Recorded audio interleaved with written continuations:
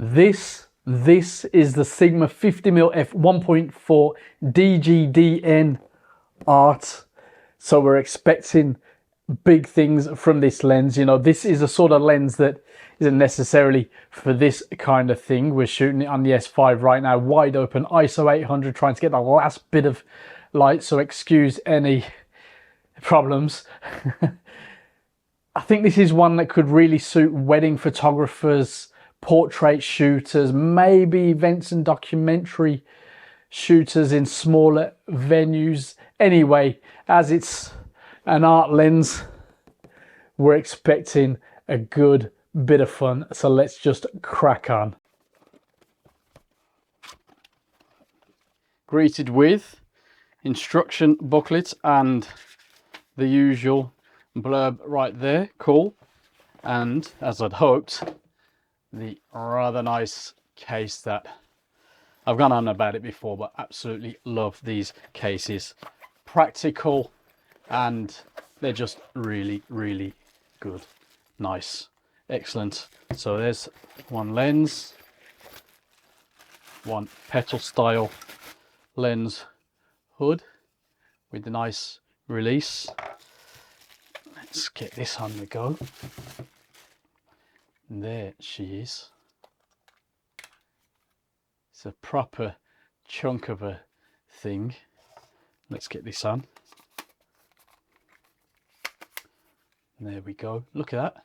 Very decent. Weighs 670 grams. Obviously this is not a tiny little thing, but features are pretty good.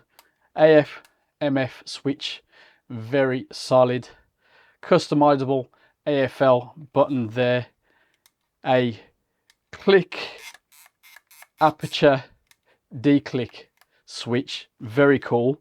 Now if we flick around to this side, there's another little lock there, so you can lock into automatic mode, which might be handy for some of you. Very cool. Let's get that back to clicked, because I do like the sound of the click as well as the feel. It's a very nice feeling lens. Manual focusing, very nice, no problem with that at all. Of course, this 50mm focal length giving us a 46.8 degree angle of view. Closest focus distancing 45 centimeters, could be fun, should be fun. And a maximum magnification ratio of 1 to 6.8. Everything feels so good, top quality as expected. 72mm filter thread, dust and splash proof.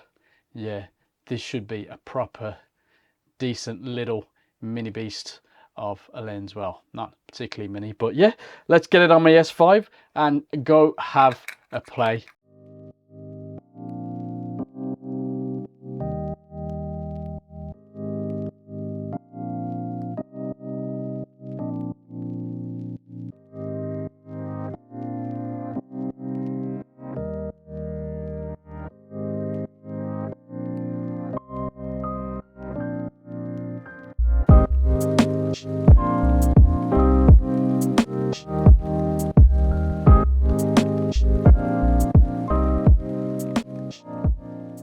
The lens is clearly built for professional work, not necessarily random day-to-day, you know, shooting as my tests often require. But, you know, even then, if you're happy with this bulk, then why not? The focus mode switch, the AFL button, both works well and handles, you know, rather well on my, let's get this out properly, my S5. Now, the aperture ring clicks are rather satisfying, but the biggest shout is to the aperture ring click switch that simply says click off and on. That is something that I think hybrid shooters will really appreciate. Overall, the build, it is big and heavy, but you know, the lens is well featured and handles well, and for the sort of shooting I would use it for, I think it's perfectly fine.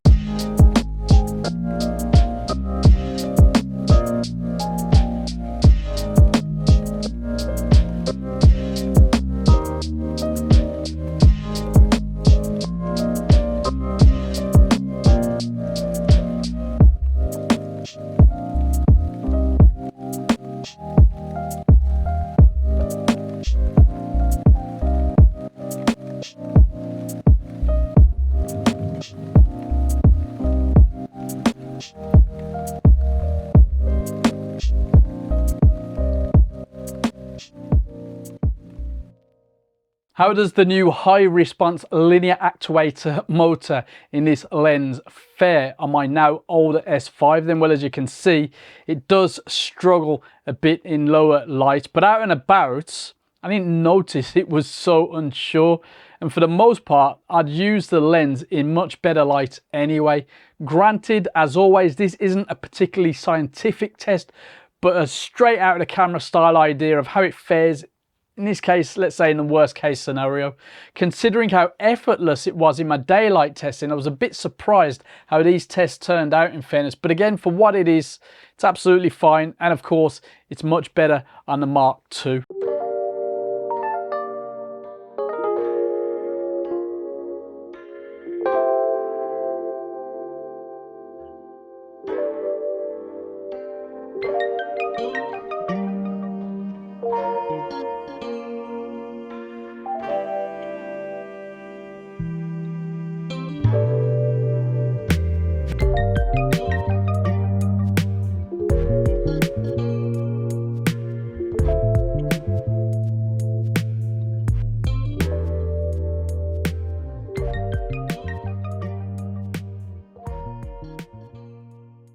Sharpness is excellent, even wide open in the center and towards the edges. Color rendering is very good and contrast is excellent. Chromatic aberration has been improved on since the previous version, and I'm not seeing much fringing, if any, bar in some high contrast scenes, and all that's fixable in post anyway. Distortion is well cared for by the lens corrections, so another non-issue for me. Vignetting is noticeable wide open, but again, not a problem. Finally, bokeh. I'd say it's very good to excellent, just what you'd hope from a lens of this nature. And even in less inspiring scenes, such as in our test, it did a decent, nice job. All in all, excellent image quality and a very tempting proposition on that front.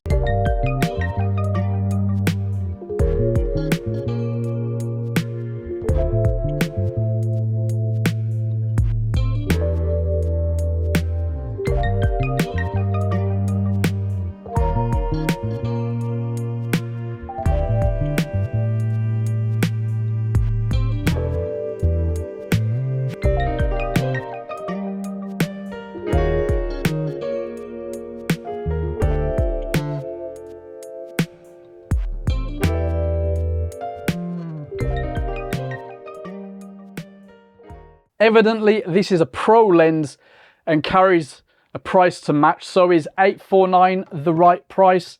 Now, I'm only just getting started with these 1.4 lenses from Sigma on the L mount, but if the 20, 35 and 85 are as good as this, then what a kit that is for the system.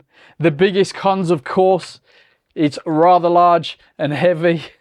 There's a little cat's eye bokeh if you're critical, and the focus breathing might be an issue for some video shooters, but for me, that's all negligible.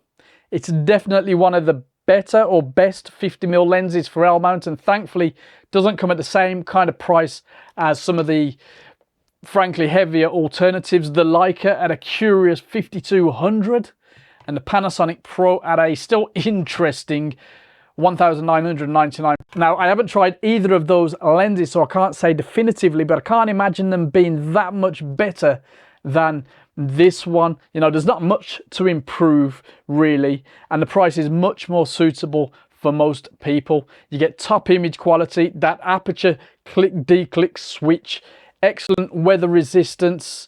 I think it's a serious choice for a professional, especially if you're not moving around too much or you're happy with the bulk. Have you used the lens though? Let us know in the comments, and I'll see you next week.